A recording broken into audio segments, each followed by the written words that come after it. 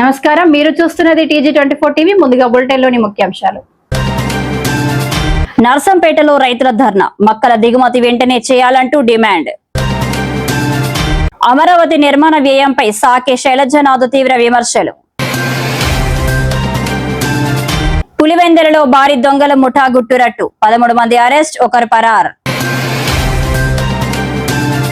CM Chandrababu సహా మంత్రుల convoy తగ్గింపు. పర్వతగిరి మండలం దౌలత్ నగర్ లో మొక్కజొన్న రైతుల ఆందోళన. పిడమర్తి రవి పుట్టినరోజు సందర్భంగా అన్నదాన కార్యక్రమం. బైక్ పై అసెంబ్లీకి మహారాష్ట్ర సీఎం ఫడ్నవీస్, ఇంధన ఆదాకు వినూత్న చర్య. రజక కోఆపరేటివ్ కార్పొరేషన్ చైర్మన్ గా డాక్టర్ దాసరి రాజు బాధ్యతల స్వీకరణ. అర్హులైన వారికి త్వరలో కొత్త ఆసరా పెన్షన్లు, మంత్రి పొంగులేటి. కరీంనగర్ PMJ జ్యువెలర్స్ దోపిడీ కేసు ఛేదించిన పోలీసులు. నెల్లూరు జైల్లో కామిరెడ్డి సత్యనారాయణ రెడ్డిని పరామర్శించిన కాకాని. వరంగల్ జిల్లాలో రైతన్నలు రోడ్డెక్కారు. నర్సంపేట పట్టణంలోని దిగుమతి కేంద్రాల వద్ద ధర్నాను చేపట్టారు. వెంటనే మక్కలు దిగుమతి చేయాలంటూ నర్సంపేట వరంగల్ ప్రధాన రహదారిపై బైఠాయించి తమ నిరసనను వ్యక్తం చేశారు రైతులు. సొంత ఖర్చులతో ట్రాక్టర్లలో మక్కలు తీసుకువచ్చిన హమాలీలు లేరంటూ 3-4 రోజులుగా అధికారులు కాలయాపన చేసుకుంటూ ఇబ్బందులకు గురి చేస్తున్నారని రైతులు ఆవేదన వ్యక్తం చేశారు. వెంటనే మక్కలను దిగుమతి చేయాలంటూ డిమాండ్ చేశారు. ఘటనా స్థలానికి చేరుకున్న పోలీసులు ధర్నా చేస్తున్న రైతులకు అధికారులతో మాట్లాడించి శాంతింప చేశారు. దీంతో రైతులు ధర్నాను విరమించారు. రైతుల ధర్నాతో రోడ్డుకు ఇరువైపులా భారీగా వాహనాలు నిలిచిపోయాయి. దీంతో ప్రయాణికులు తీవ్ర ఇబ్బందులు పడ్డారు.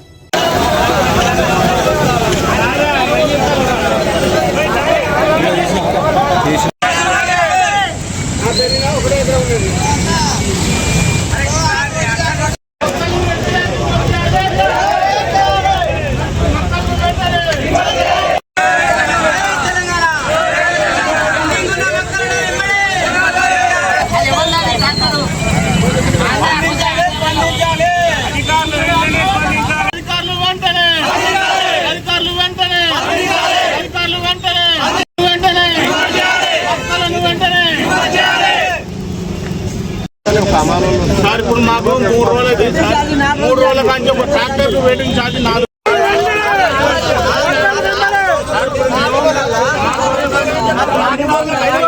రోజుల నుంచి ఆ ట్రక్ షీట్లు తీసుకోవడం, తమ్ము పెట్టుకోవడము, మార్కెట్ వాళ్ళకి అప్రూవల్ ఇవ్వడము, ఇవన్నీ 10 రోజులు పట్టింది. ఆ 10 రోజులు పోయినప్పటికీ కూడా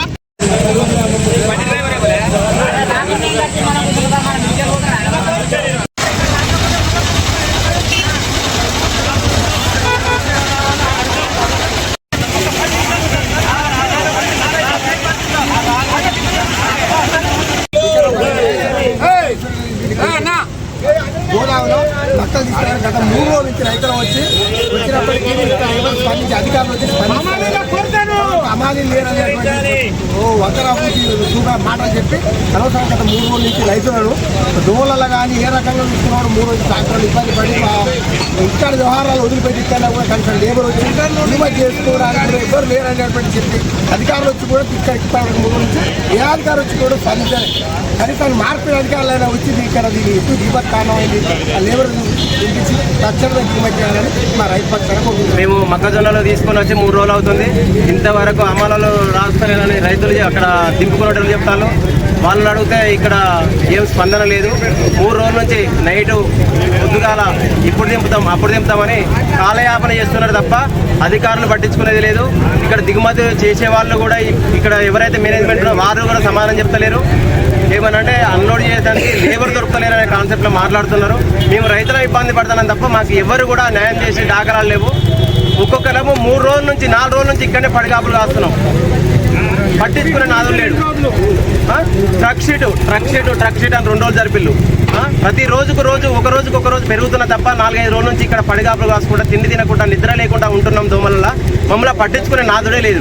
దయచేసి అందరూ అధికారులు కానీ ఇంకెవరైనా సంస్థ వాళ్ళు ఉంటే మమ్మల్ని పట్టించుకొని ఆదుకొని వెంటనే స్పందించి అన్లోడ్ చేయాలని. అమరావతి రాజధాని నిర్మాణ వ్యయంపై వైఎస్ఆర్ కాంగ్రెస్ పార్టీ నేత సింగనమల ఇన్ఛార్జ్ సాకే శైలజనాథ్ తీవ్ర విమర్శలు చేశారు. రాజధాని నిర్మాణంలో భారీగా ఖర్చులు చూపుతున్నారని ఆయన ఆరోపించారు. పార్లమెంటు భవనానికి కూడా సుమారు 1000 కోట్ల రూపాయలే ఖర్చు అయిందని, కానీ అమరావతిలో ఒక్కో భవనానికి చదరపు అడుగుకు 12,000 నుంచి 14,000 రూపాయల వరకు ఖర్చు చూపిస్తున్నారని ఆయన వ్యాఖ్యానించారు. ఈ వ్యయాలపై ప్రజలకు స్పష్టత ఇవ్వాలని ఆయన డిమాండ్ చేశారు. ముఖ్యమంత్రి గారు కూడా మాట్లాడుతూ 2-3 రోజుల్లో నేను ప్రకటిస్తాను, కార్యాచరణ ప్రకటిస్తాను. నేను ముందే చెప్పినాను ఆఖరికి, అదేంటి వర్క్ ఫ్రమ్ హోమ్ దగ్గర నేనే చెప్పింది, ఆద్యుని నేనే. బహుశా కరోనా కూడా నా వల్ల వచ్చిందని చెప్పలే, సంతోషం. ఎందుకంటే కరోనా తర్వాతనే ఈ వర్క్ ఫ్రమ్ హోమ్ అనే కాన్సెప్ట్ పెద్ద ఎత్తున జనంలోకి వచ్చింది. అసలు చెట్లు లేకుండా అనంతపురం జిల్లాలో నేను వచ్చినాకనే చెట్లు వేయించినానని చెప్పాడు. అట్లాగే శ్రీకాకుళానికి వెళ్ళి ఇక్కడ వాన బాగా పడతా ఉంది, ఈ వాన నీళ్లు అనంతపురానికి ఎట్లా పంపించాలో ఆలోచిస్తూ ఉన్నానని చెప్పాడు. అంటే అట్లా చెప్తూ ఉంటారు ఆయన, ఎందుకంటే అప్పుడు థాట్స్ వస్తుంటాయి. ఆ సింధు అనే అమ్మాయి ఏదో ఆ బాల్ ఆటలో గెలిస్తే నేనే అని గజారోహణం అశ్వారోహణం కూడా చేయించట్లేడు ఇక్కడ ఆఖరికి. కనుక బాబు గారు, దుబారా అన్నది మీ ప్రభుత్వంలో రోజు జరుగుతూ ఉంది. ప్రతి నిమిషము కూడా ఈ రాష్ట్రంలో దుబారా జరుగుతూ ఉందని మీకు తెలుసు. అనేక కారణాల రీత్యా మీకున్న సొంత కారణాల వలన మీరు ఆ దుబారాని ప్రజల కోసం ఖర్చు పెడుతున్నా అని చెప్పి మభ్యపుచ్చే ప్రయత్నం చేస్తూ ఉంటారు. ఈ 2 సంవత్సరాల కాలంలో మీ దుబారా గురించి చెప్పుకుంటూ పోతే అసలు మీ దుబారా గురించి చర్చించడానికే ఒక ప్రత్యేకమైన శాసనసభ సమావేశాలను ఏర్పాటు చేయాల్సిన అవసరం ఉంది. శ్వేతపత్రాలు లాంటి సరి ఒకటి, మీ యొక్క దేవతల రాజధాని, మనుషులది కాదు అది, దేవతల రాజధాని అమరావతి. దేవతలకైతే సరిపోయిందేమో, మనుషులం కదా, మనుషులు ప్రజలను రాజధానిని కట్టుకోవాల్సిన అవసరం ఉంది. కోర్స్ అమరావతి అనే ప్రాంతంలో కట్టాలన్నా లేక మేము చెప్పినట్లు మావిగన్లో ఉండాలన్న సంగతి ఆలోచిస్తాం. అటు రాయలసీమ వాళ్ళకు రకరకాల కోరికలు ఉన్నాయి.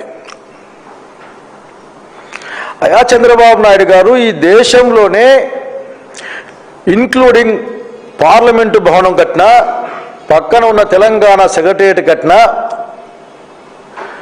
1000 కోట్లలోగా కట్టారు.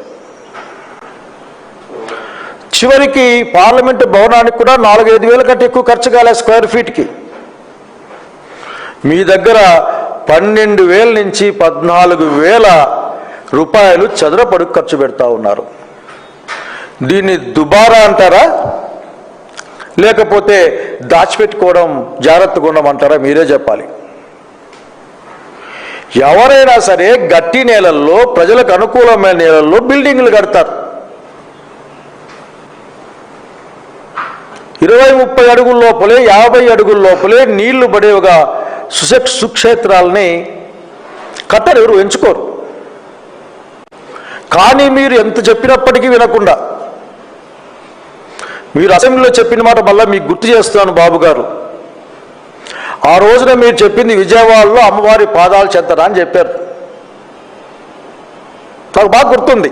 రాయలసీమ వారిగా చూస్తూ ఉన్నా ఆ రోజున ఏం చెప్తారో మీరు అని.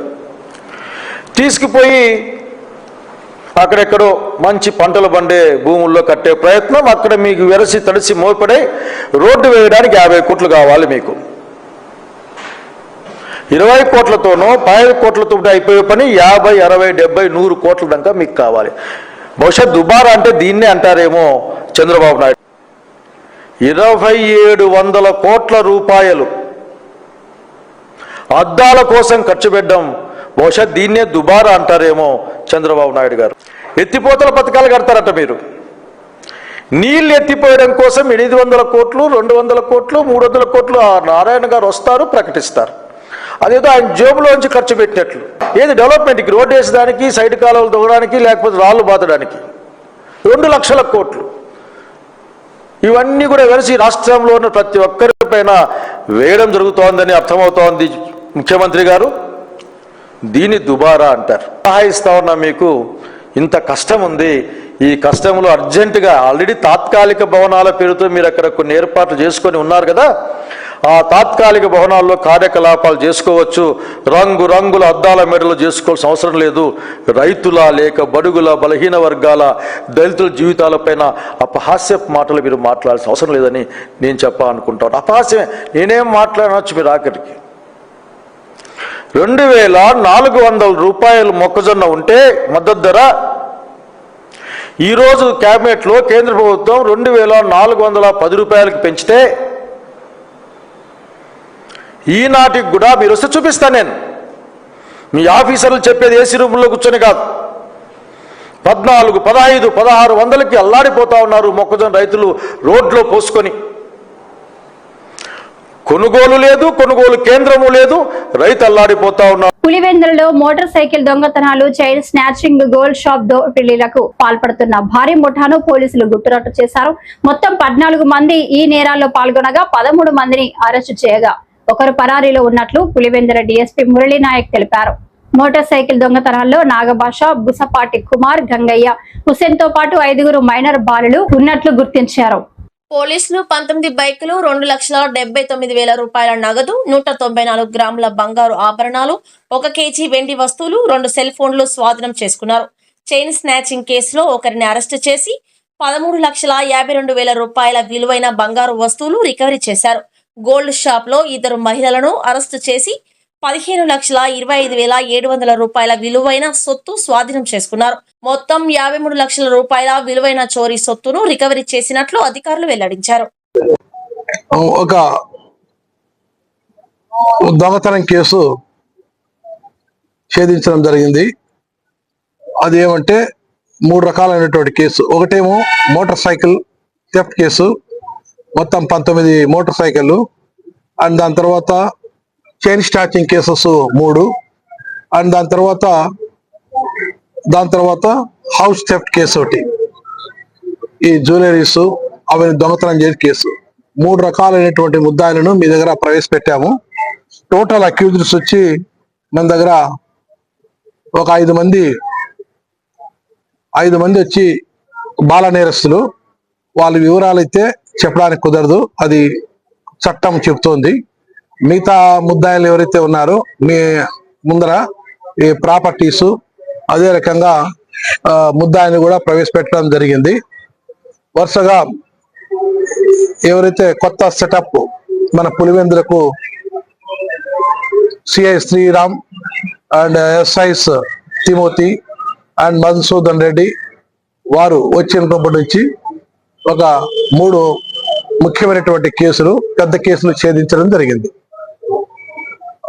ముందుగా 2 కేసులు కూడా మీ అందరూ తెలిసినది. ఒక గాంజా కేసు, 15 కేజీలు గాంజా చేయడం.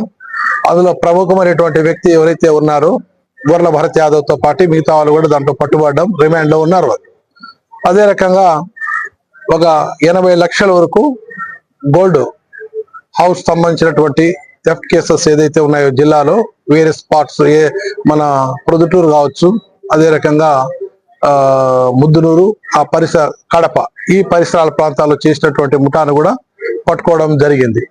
ఇది వీరు వచ్చిన తర్వాత, ఈ సెటప్ వచ్చిన తర్వాత 3వ కేసు, పెద్ద కేసు. సుమారుగా ఒక 55 లక్షల వరకు మోటార్ సైకిళ్ళు, బంగారు మరియు తర్వాత సిల్వరు అవన్నీ రికవరీ చేయడం జరిగింది. ఒక మొత్తం టోటల్ మన పులివెందుల్లో 19 కేసులు అన్నమాట. వాళ్ళు మోటార్ సైకిల్ సంబంధించినటువంటి దొంగలు ఎవరంటే నాగభాష, సరుకులపేట నాగభాష అనేవాడు, బూసుపాటి కుమార్ అని, గొండోల గంగయ్య అని చెప్పి, హుషేన్ అని చెప్పి, విజయ్ అని, వీళ్ళు 5 మెంబర్స్ అనంతపురం జిల్లా ముదిగుబ్బకు సంబంధించినటువంటి వారు. వీరు అక్కడి నుంచి వచ్చి ఇక మన దగ్గర సంబంధించినటువంటి మోటార్ సైకిల్స్ ఎక్కడైనా పార్క్ చేసి ఉంటారు, ఓల్డ్ బస్ స్టాండ్ దగ్గర కానీ, లేకపోతే ఏదైతే మన పూల అంగళ్ళ బజార్ కానీ, ఎల్ఐసి ఆఫీస్ కానీ, అక్కడంతా పరిసర ప్రాంతాల్లో గన బైక్ చేస్తే ఆ సంబంధించినటువంటి వ్యక్తి ఓనర్స్ వాళ్ళ విధి నిర్వహణకు, వాళ్ళ పనులకు వాళ్ళు పోయింటారు. లేనిది చూసి వీళ్ళు ఆ మోటార్ సైకిల్ దొంగతనం జరుగుతుంది. అదే రకంగా వారి నుంచి సుమారు ఈ 5 మంది నుంచి 19 మోటార్ సైకిళ్ళు చేసినాము. అదే రకంగా 2 సెల్ ఫోన్లు, 50,000 రూపాయల కేసు, మొత్తం కలిసి 24,24,000 రూపాయలు మన వాళ్ళ నుంచి రికవరీ చేయడం జరిగింది అనమాట. అదే రకంగా చైన్ స్టాచింగ్ ఏదైతే ఉన్నారో ఆ చైన్ స్టాచింగ్ సంబంధించినటువంటి దొంగలు ఒక చోటు అనేటువంటి వాడిని పట్టుకోవడం జరిగింది. దాంట్లో సంబంధించినటువంటి మెయిన్ ముద్దాయి ఒకరు రవికుమార్. ఆయన వీళ్ళిద్దరిది వచ్చిండేదిను వీళ్ళ ఇద్దరు బీహార్ రాష్ట్రము, మన ప్రాంతంలో వచ్చి సింహాద్రిపురము, మన పులివెందుల టౌన్ లో 2 ప్లేస్లలో చేసినారు. ప్రాపర్టీ అయితే ఇంటాక్ట్ రికవర్ అయింది. ఒక ముద్దాయి అయితే దొరికినారు, చోటు నేతను. మిగతా అతను రవికుమార్ అయిన తర్వాత ఆ విషయం విచారించి కేసు ఇన్వెస్టిగేషన్ పూర్తిగా కంప్లీట్ చేస్తాం. వారి నుంచి చైన్ స్నాచింగ్ నుంచి దొంగల నుండి సుమారుగా 13,52,000 రూపాయలు విలువ చేసేటువంటి బంగారు వస్తువులు ఉన్నాయి. అదే రకంగా మన బంగారు షాప్ లో దొంగతనం చేసాం. ఏదైతే మన ఈ గోల్డెన్ స్ట్రీట్ ఉందో మన పులివెందుల్లో, అక్కడ ఇద్దరు లేడీస్ నారాయణమ్మ, వాళ్ళకు సంబంధించినట్టు ఉమాదేవి, వీళ్ళంతా కలిసి గోల్డ్ షాపుల్లో 15,25,700 రూపాయలు విలువ చేసేటువంటి బంగారు మరియు వెండి వస్తువులు కూడా దొంగతనం జరిగింది. వీరికి ఈ రోజు ఉదయం శ్రీరామ్ అండ్ వాళ్ళ ఎస్ఐ తిమోతి గారు, వాళ్ళ స్టాఫ్ అండ్ మధుసూదన్ రెడ్డి వీళ్ళంతా 3 ప్లేసుల్లో పార్నపల్లి రోడ్లు మరియు ఒల్లిమెల్ల రోడ్లలో పరిసర ప్రాంతాల్లో వాళ్ళని గాలించి అరెస్ట్ చేసి ఈరోజు అంతా ఏదైతే లీగల్ ఫార్మాలిటీస్ అయితే మా ఉన్నాయో రిమాండ్ రిపోర్ట్ కు అవన్నీ తయారు చేసినాం. వారికి ఎస్పీ సారు ఎవరైతే ఈ కేసులో కష్టపడినారో వాళ్ళకందరికీ ఎస్పీ సారు గుడ్ ఎంట్రీస్ ఏవైతే రివార్డ్స్ పెట్టమన్నారు, కొంతమంది క్యాష్ రివార్డ్స్ పెట్టమంటారు. ఎవరికి క్యాష్ రివార్డ్ ఇవ్వాలి, ఎవరికి గుడ్ ఎంట్రీ సర్వీసెస్ ఇవ్వాలి తర్వాత మేము నిర్ణయిస్తాము. సిఏ గారికి మరియు ఎస్ఐస్ కి వాళ్ళ స్టాఫ్ అందరికీ ఎస్పీ సారు కంగ్రాచులేట్ చెప్పేశారు. ఇదంతా మా జిల్లా SP Shelke Nachiket Vishwanath IPS sir యొక్క ఆధ్వర్యంలోనే ఇంత భారీతంగా కేసులు ఛేదించడం జరిగింది. వీటితో పాటు పాత కేసులు కూడా మొత్తం జిల్లా ఎస్పీ సార్ కొత్తగా వచ్చినప్పటి నుంచి 3 కేసులు భారీతంగా మేము ఛేదించినాము. ప్రాపర్టీస్ కూడా రికవర్ చేయగలిగినాము. ఆ 3 కేసులు ప్లస్ అన్ని కలిసి దగ్గర 1.5 కోటి రూపాయలు రికవర్ చేసినాం. ఈ పులివెందుల చరిత్రలోనే ఇది big history in recovery point of వ్యూలో.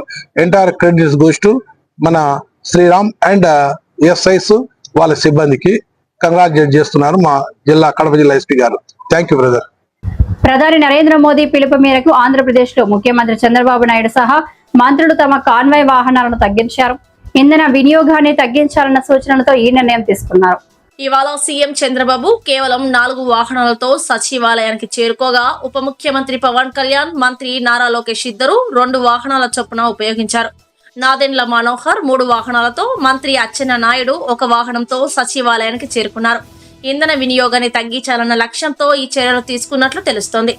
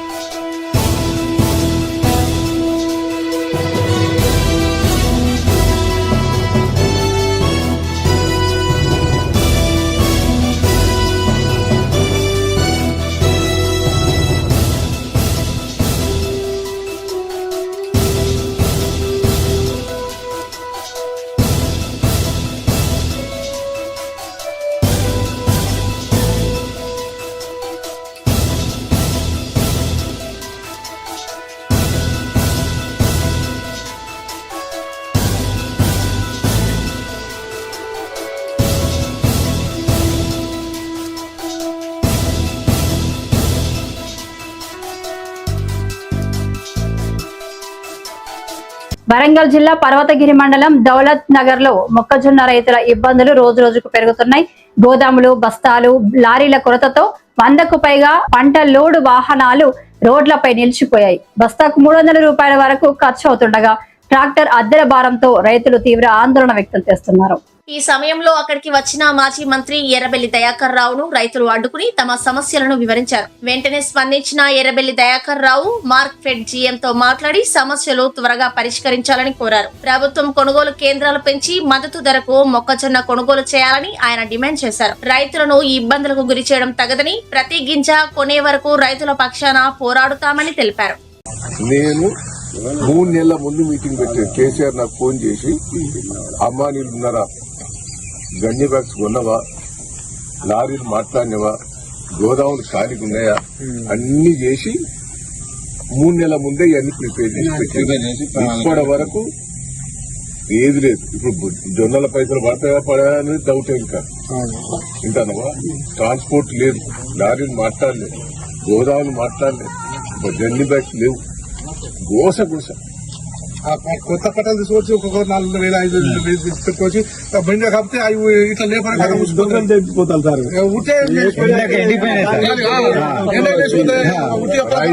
రైతు బంధు 3 సార్లు ఎక్కువచ్చాయి. మొన్న ఎకరానికి వేసి బిచ్చం ఇచ్చినట్టు ఇస్తారు. ఇదివరకు ఏంది ఆయన ఇప్పుడు ఎందుకు కావాలి మనకు యూరియా బస్తాలు దొరకలేదు. ఊరియా బత్తాలు ఇక్కడ సార్, ఊరియా బత్తాలకి ఇబ్బంది ఉన్నాయి. ఇప్పుడు రాత్రి ఇది వదిరా మిల్లు చెప్పినావురా, కొడుకు వచ్చింది కదా. తెలంగాణ ఉద్యమకారుడు, తెలంగాణ విద్యార్థి ఉద్యమ సారథి, కాంగ్రెస్ పార్టీ సీనియర్ నాయకులు డాక్టర్ పిడమర్తి రవి పుట్టినరోజు సందర్భంగా తెలంగాణ రాష్ట్ర కాంగ్రెస్ నాయకులు జీవమర్తి రాజు ఆధ్వర్యంలో షేర్లింగంపల్లి నియోజకవర్గం ఆల్విన్ కాలనీ డివిజన్ పరిధిలోని రాజరాజేశ్వరి వృద్ధాశ్రమంలో వృద్ధులకి పండ్ల పంపిణీ, అన్న సమారాధన కార్యక్రమం నిర్వహించారు. ఈ సందర్భంగా చిరుమర్తి రాజు మాట్లాడుతూ తెలంగాణ ఉద్యమంలో అలుపెరగని పోరాటం చేసిన పిడమర్తి రవిని కాంగ్రెస్ పార్టీ సుముచిత స్థానం ఇచ్చి గౌరవించాలని ఆయన కోరారు. ఈ కార్యక్రమంలో నాగరాజు, మల్లేష్, విఠల్, పోషాల రాజు, ఆంజనేయులు తదితరులు పాల్గొన్నారు. అందరికీ నమస్కారం. ఈరోజు తెలంగాణ ఉద్యమకారుడు, తెలంగాణ విద్యార్థి ఉద్యమ రథసారథి డాక్టర్ పిడమర్తి రవి గారి జన్మదిన సందర్భంగా తెలంగాణ రాష్ట్రం కోసం ఒక విద్యార్థి లోకాన్ని ఏకం చేసి తెలంగాణ రాష్ట్రం రావడానికి క్రియాశీలక పాత్ర పోసినటువంటి డాక్టర్ పిడమర్తి రవి గారి జన్మదినం పురస్కరించుకొని ఈరోజు షేర్లింగంపల్లి నియోజకవర్గంలో శ్రీ రాజేశ్వరి వృద్ధాశ్రమంలో వృద్ధులకు పండ్ల పంపిణీ చేయడం జరుగుతుంది.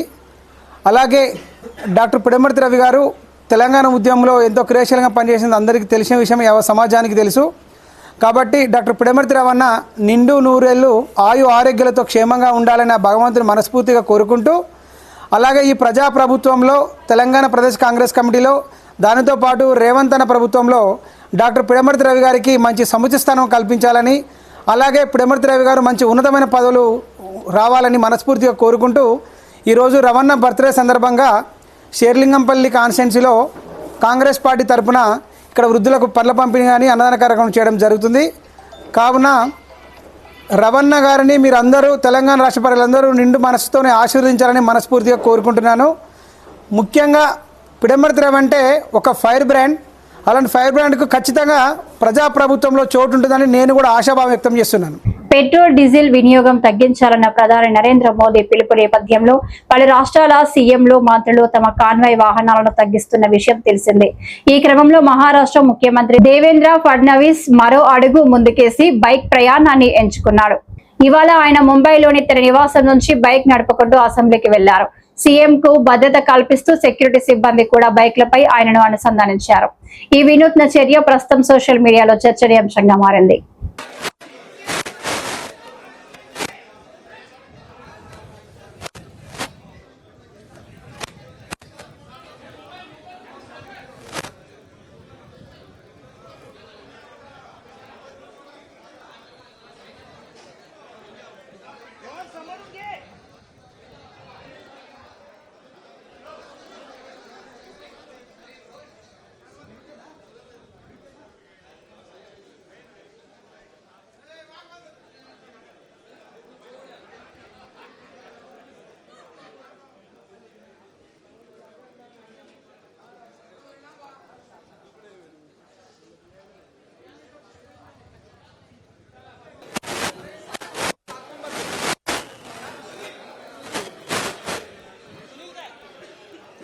जिशान मिला मिल गया और कौन कौन मिला बच्चों को मिला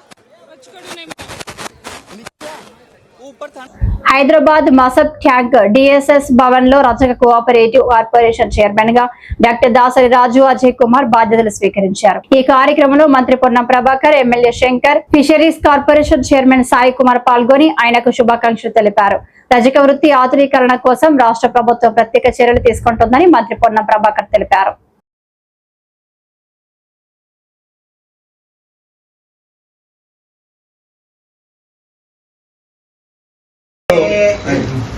అజయ్ గారు ఈరోజు రజక కార్పొరేషన్ చైర్మన్ గా బాధ్యతలు చేపట్టిన సందర్భంగా నేను మరి గౌరవ శాసనసభ్యుడు శంకర్ గారు, మెట్టు సాయి గారు, ప్రిన్సిపల్ సెక్రటరీ గారు, కార్పొరేషన్ ఎండి గారు అందరం కూడా, జయపాల్ గారు, వారి కుటుంబ సభ్యులు అందరూ కూడా ఈరోజు కలిసి వారికి శుభాకాంక్షలు తెలియజేస్తా ఉన్నాం. గౌరవ ముఖ్యమంత్రి గారి రేవంత్ రెడ్డి గారి ఆలోచన ప్రకారంగా రజక వృత్తి కూడా మోడరేషన్ అవుతున్న సందర్భంలో మొదటి దశలో 119 నియోజకవర్గాల్లో మోడర్న్ డ్రై క్లీనర్ సిస్టమ్స్ రజక సహకార సంఘాలకు ఇచ్చేటువంటి విధంగా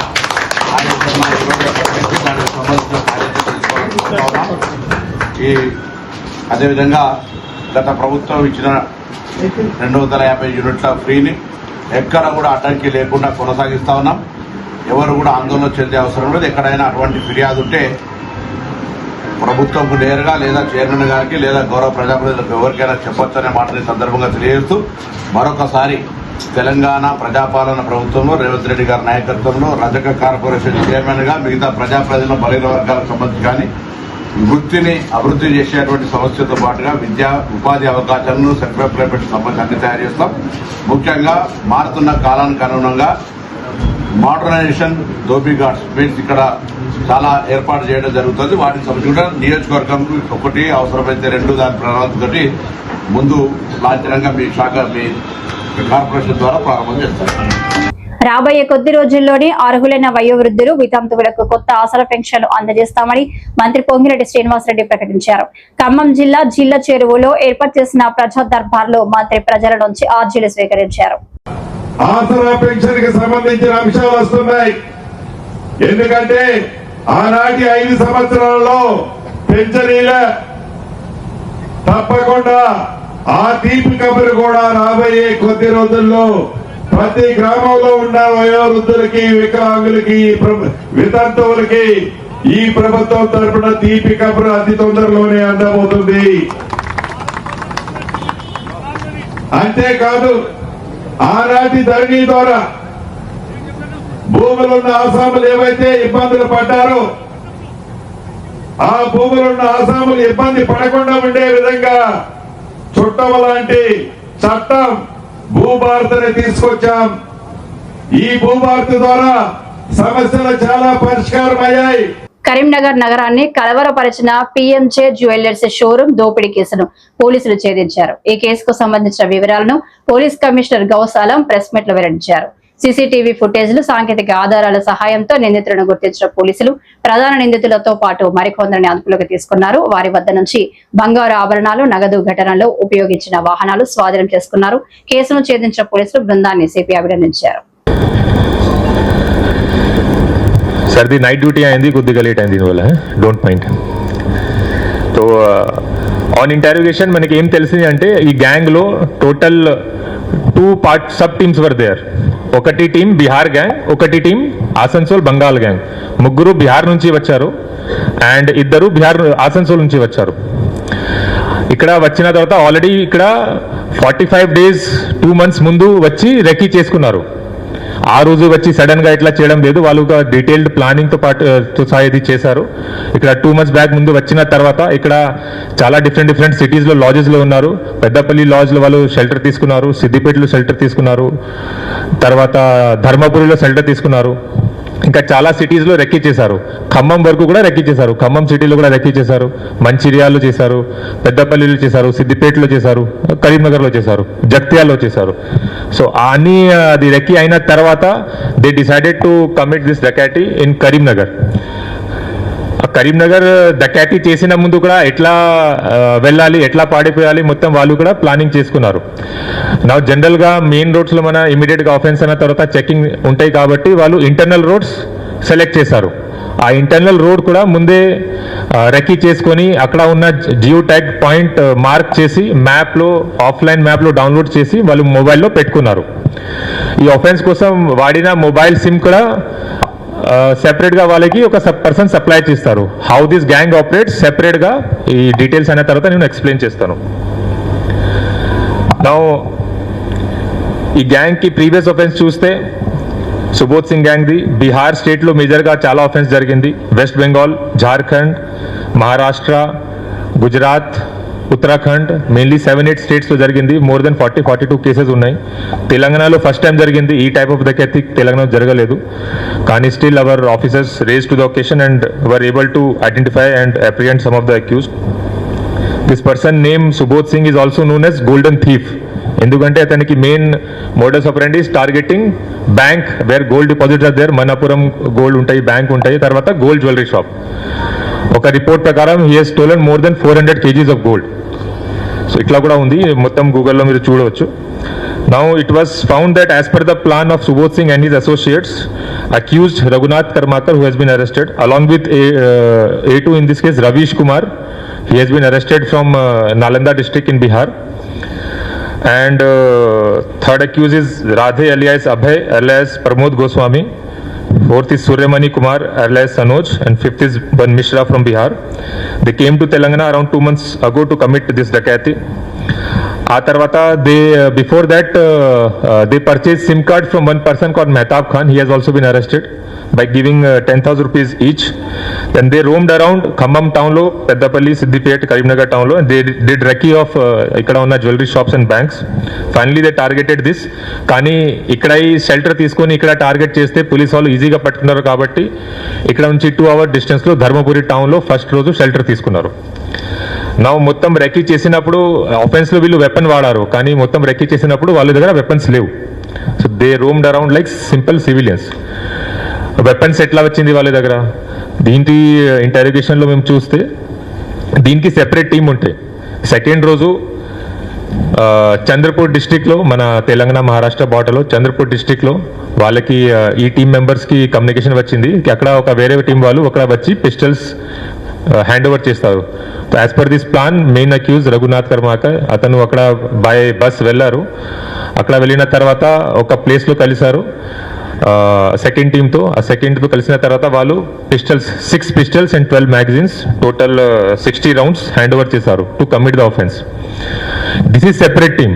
ఇక్కడ ఆఫెన్స్ చేసిన టీంకి ఎగ్జిక్యూషన్ టీం అనుకోండి, ఇది రిసీవర్ టీం అనుకోండి, రిసీవర్ ఆర్ సప్లై టీం. అక్కడ ఇది రిసీవ్ అయిన తర్వాత వాళ్ళు ఈ వెపన్ సెకండ్ రోజు ధర్మపురి లాడ్జ్కి తీసుకువచ్చారు. మళ్ళీ third day morning early morning 6 o'clock అక్కడ నుంచి స్టార్ట్ అయ్యి ఇక్కడ కరీంనగర్కి వచ్చారు. నెల్లూరు సెంట్రల్ జైల్లో ఎన్డీసీసీబీ చైర్మన్ కామిరెడ్డి సత్యనారాయణ రెడ్డి పరామర్శించిన వైఎస్ఆర్సీపీ నెల్లూరు జిల్లా అధ్యక్షులు మాజీ మంత్రి కాకాని గోవర్ధన్ రెడ్డి, సూళ్లూరుపేట మాజీ ఎమ్మెల్యే కలివీటి సంజీవయ్య, నెల్లూరు సెంట్రల్ జైల్లో ఉన్న ఎన్డీసీసీబీ చైర్మన్ కామిరెడ్డి సత్యనారాయణ రెడ్డిని వైఎస్ఆర్సీపీ నెల్లూరు జిల్లా అధ్యక్షులు మాజీ మంత్రి కాకాని గోవర్ధన్ రెడ్డి, సూళ్లూరుపేట మాజీ ఎమ్మెల్యే కలివేటి సంజీవయ్య గురువారం కలిసి పరామర్శించారు. ఈ సందర్భంగా ఆయన ఆరోగ్య పరిస్థితి, జైలు పరిస్థితుల గురించి అడిగి తెలుసుకున్నారు. ఈ రాష్ట్రంలో తెలుగుదేశం ప్రభుత్వం అధికారంలోకి వచ్చిన తర్వాత రెడ్ బుక్ రాజ్యాంగంతో మరి వైఎస్ఆర్ కాంగ్రెస్ పార్టీకి సంబంధించి ఎవరు మాట్లాడినా వాళ్ళ మీద అక్రమ కేసులు బనాయించడం, జైలు పంపించడం, ఇది పనిగా పెట్టుకున్నారు. పాలన గాడి కొద్దిగా అవినీతి, అక్రమ సంపాదన అదే ధ్యేయం. మరి ఎక్కడైతే ఈ జిల్లాలో మరి పెద్దలు గోవర్ధన్ గారి నాయకత్వంలో అందరం కూడా వైఎస్ఆర్ కాంగ్రెస్ పార్టీ పిలుపు ఏదిచ్చినా ఈ జిల్లాలో జరిగేటువంటి అన్ని అవినీతి కార్యక్రమాలు కావచ్చు, దందాలు కావచ్చు, వాటన్నిటి మీద కూడా పోరాటం చేస్తున్నాం. ఎందుకంటే మాకు ఒక ధైర్యం నాయకుడు ఉన్నాడు కాబట్టి ఆయనతో చేస్తున్నాం. మరి ఎక్కడికక్కడ ఈ అవినీతి గురించి ప్రశ్నించిన వాళ్ళకి, ఈ దోపిడీ గురించి ప్రశ్నించిన వాళ్ళని ప్రశ్నించే స్థాయిలో ఇదే ఇక పెట్టుకుని దొంగ కేసులు పెట్టడం, అక్రమ కేసులు పెట్టి అరెస్ట్ చేయడం. మరి సత్యనారాయణ గారిని ఇప్పుడే జైల్లో కలిసిచ్చాం.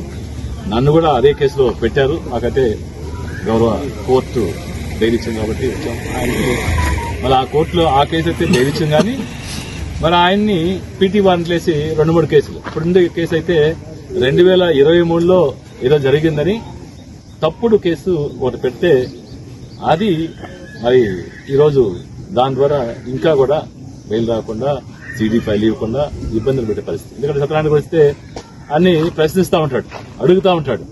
మరి సూలూరుపేట నియోజకవర్గంలో విచ్చలవిడిగా ఉంది. గ్రావెల్ మాఫియా గానీ, ఇసుక మాఫియా గానీ అన్ని కూడా. ఆఖరాకి ఈరోజు ఎమ్మెల్యే గారి భర్త రేషన్ బియ్యం అమ్ముకునే స్థాయికి వచ్చారు. అంటే ఏది కూడా ఎవరికి వదిలిపెట్టలేదు. ఇసుక అమ్మేది వాళ్ళే, ఎమ్మెల్యే కుటుంబ సభ్యులు, గ్రావెల్ అమ్మేది వాళ్ళే. ఈరోజు రేషన్ బియ్యం కూడా అమ్మే స్థాయికి వచ్చేసారు. ఈ అడిగితే కేసులు, ఏదైతే మా మీదంతా కేసులు పెట్టారో ఆ రీచ్ కూడా ఎమ్మెల్యే గారిది వాళ్ళ భర్త బినామీ దీంతో వస్తే, అరే మేం బినామీ రీచ్ లో చేస్తామంటే దాని దగ్గరికి మీరు వస్తారా? మేము 200 పెడతాము, లేకుంటే బేసీలు పెడతాము, మిషనరీ పెట్టి తీసుకెళ్తాం ఇసుక. ఇది మేము ఎమ్మెల్యే, మా రాజ్యం ఇది, మేము ఎక్కడ తీసుకుని మీరు అడగకూడదు అని ఆ కక్ష పెట్టుకుని ఈరోజు సత్యనారాయణ గారిని 2 నెలలు అవుతా ఉంది కేసు మీద కేసు పీటీ వారెంట్ చేసి ఇచ్చే పరిస్థితి. నేను చెప్తా ఉన్నా వీళ్ళకి, మీరు ఎన్ని చేసినా భయపడేది అడగకోటేమి ఉండవు. ఖచ్చితంగా నిలేస్తాం. మీరు మారాలా, చంద్రబాబు నాయుడు గారు మారాలా, లోకేష్ మారాలా. ఎందుకంటే వాళ్ళు కూడా మారి ముడుపులు పోతా ఉన్నాయి. ఎమ్మెల్యేలందరికీ, రాష్ట్రం అంతా ఎమ్మెల్యేలందరికీ ఒకటే, మీరు సంపాదించండి, మాకు భాగం ఇవ్వండి. ఇసుక అమ్మండి, గ్రావెల్ అమ్మండి, మట్టి అమ్మండి, రేషన్ బియ్యం అమ్మండి. మరి బార్డర్ కాన్ఫరెన్స్ అయితే రేషన్ బియ్యం కూడా అన్ని అమ్మండి. వచ్చిన దాంట్లో 50% మాకు పంపించండి, 50% మీరు తినాలి. అందుకని ఎవరు కట్టడి చేయలేదు. ఎమ్మెల్యేలు చంద్రబాబు నాయుడు గారు గానీ, లోకేష్ గారు గానీ ఎవరు కూడా వాళ్ళ నియంత్రణ లేరు. వాళ్ళు కారణం ఇదే, ఎందుకంటే డబ్బు తీసుకుంటున్నారు కాబట్టి వీళ్ళని అడిగే పరిస్థితులు లేరు. మరి ఎన్ని చేసినా కూడా మా నాయకుడు జగన్మోహన్ రెడ్డి గారు ఖచ్చితంగా ప్రజల పక్షాన నిలబడి, ప్రజలకి ఏ అన్యాయం జరిగినా, ప్రజలకి ఏ ఇబ్బంది జరిగినా మేము ప్రజాక్షేత్రంలోనే ఉంటాము, ప్రజల మధ్య ఉంటాము. ప్రతిదీ మీరు చేసే తప్పుల్ని మరి ఆయన ఇన్స్ట్రక్షన్ ప్రకారం మరి ఇక్కడ జిల్లాలో గోవర్ధన్ గారి నాయకత్వంలో ఖచ్చితంగా పనిచేస్తాం. మీరు ఎన్ని కేసులు పెట్టినా, ఎంతమంది జైలు పంపించినా భయపడేది లేదు. ఖచ్చితంగా రేపు దీనికి పెద్దలు చెప్పినట్టు మూల్యం ఖచ్చితంగా జరుగుతుంది. ఎవరైతే అత్యుత్సాహం పెట్టేసి ఈ రోజు దొంగ కేసులు కట్టినారో వీళ్ళందరూ కూడా రేపదన ఒక రోజు వస్తుంది, అనుభవించాల్సిన పరిస్థితి వస్తుంది. మీరు కూడా జాగ్రత్త పడండి. మిమ్మల్ని కూడా అధికారులు కూడా మరి మిమ్మల్ని భయపెడుతున్నారో, మభ్య పెడుతున్నారో, మీ ద్వారా తప్పులు చేస్తారు. ఎందుకంటే నిన్న కూడా ఒక 8 మంది మీద సత్యనారాయణ గారు ఏదే కేసులో ఉండి ఇప్పుడు పీటీ వారెంట్ పెట్టినారో ఆ కేసుకు సంబంధించి గౌరవ న్యాయస్థానమే వీళ్ళని అరెస్ట్ చేయదు, వీళ్ళ జోలికి పోవద్దని చెప్తే పోలీసు వారు ఎవరికైతే ఒక 8 మందికి ఇచ్చేసరికి కోర్టు ఇన్స్ట్రక్షన్స్ ఇచ్చింది. వీళ్ళకి రౌడీ షీట్లు గానీ, లేకుంటే మీరు పోలీస్ స్టేషన్ పిలవడం గానీ, అరెస్ట్ చేయొద్దు అని ఇస్తే వీళ్ళలో మళ్ళీ దొడ్డిదారిన ఎంఆర్ఓ గారికి చెప్పి ఎంఆర్ఓ గారి దగ్గర నోటీసులు ఇప్పించారు, బైండ్ ఓవర్ నోటీసులు. వాళ్ళకి ఎలాంటి బైండ్ ఓవర్ నోటీసులు తీసుకోవద్దని గౌరవ న్యాయస్థానం చెప్పిన తర్వాత కూడా మళ్ళీ ఎంఆర్ఓని మైపెట్టి నిన్న ఎంఆర్ఓ గారికి చెప్పాం, అయ్యా మీరు కూడా ఇరుక్కుంటారు రేపొద్దున, కోర్టులో ఉంది, వాళ్ళ మీద ఏమీ యాక్షన్ తీసుకోవద్దని. మరి ఈ రోజు అదే కేసు సంబంధించి మీరు పిలుస్తా ఉన్నారు, ఇది మంచిది కాదు, మేము కూడా బైండ్ ఓవర్ ఏదో లేదని తెగేసి వచ్చాం. రేపు మళ్ళీ ఇంకేదైనా కేసు పెట్టి మళ్ళీ తీసుకోవాలి. ఆయన కూడా భయపడేది లేదు. మీరు ఎన్ని ఇబ్బందులు పెట్టినా ఖచ్చితంగా వైఎస్ఆర్ కాంగ్రెస్ పార్టీ శ్రేణులంతా కూడా జిల్లాలో గోవర్ధన్ గారి నాయకత్వంలో మేము ఏ పోరాటానికైనా, ఆయన ఏ పిలిపించినా ఏ పోరాటానికైనా వైఎస్ఆర్ కాంగ్రెస్ పార్టీ తరఫున ప్రజల పక్షాన పోరాటానికి సిద్ధంగా ఉన్నాం. మీరు ఎన్ని కేసులు పెట్టినా ఇబ్బంది లేదు. సత్యనారాయణ గారు కూడా జైల్లో ధైర్యంగా ఉన్నాడు. ఈ రోజు 60 నెలలు అయిపోయింది, ఎక్కడ ఏమాత్రం జంకలేదు. వచ్చిన తర్వాత కూడా జంకే ప్రశ్న లేని స్పష్టంగా చెప్పేది ఆయన జంకే ప్రశ్న. ఎందుకంటే మీరు తప్పు చేస్తే మేము ప్రశ్నించకుండా ఉండే ప్రసక్తే లేదు. ఖచ్చితంగా ప్రశ్నిస్తాము. ఈ ప్రభుత్వానికి ఇకనైనా కళ్ళు చేసి మరి ఈ అక్రమాలు వాళ్ళు మానేస్తే కింద స్థాయిలో కూడా వీళ్ళు మానుతారు. మరిన్ని తాజా అప్డేట్స్ కోసం TG24 టీవీని చూస్తూనే ఉండండి.